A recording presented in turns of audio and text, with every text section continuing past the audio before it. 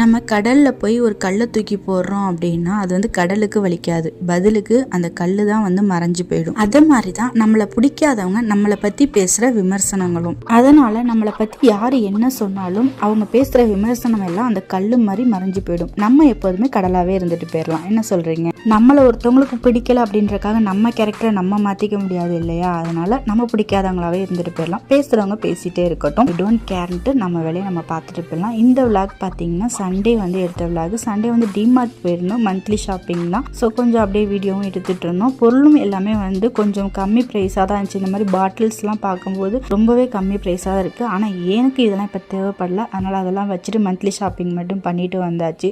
நான் வாங்கின பொருளெல்லாம் மளிகை ஜாமான்களை விட பிஸ்கெட்ங்க தான் அதிகமாக இருக்கும், ஏன்னா எங்கள் வீட்டு குட்டீஸுங்களுக்காக. என்னதான் வீட்டில் நிறைய கப்பு இருந்தாலும் இந்த கப்பு மேலே இருக்க ஆசை மட்டும் எனக்கு குறையவே மாட்டேங்குது. அதனால் இந்த 2 கப்பு என்னை தூக்கிட்டு போன்னு கெஞ்சிச்சு, தூக்கிட்டு வந்துட்டேன். ஓகே, இன்னொரு விளாக்ல பார்க்கலாம்.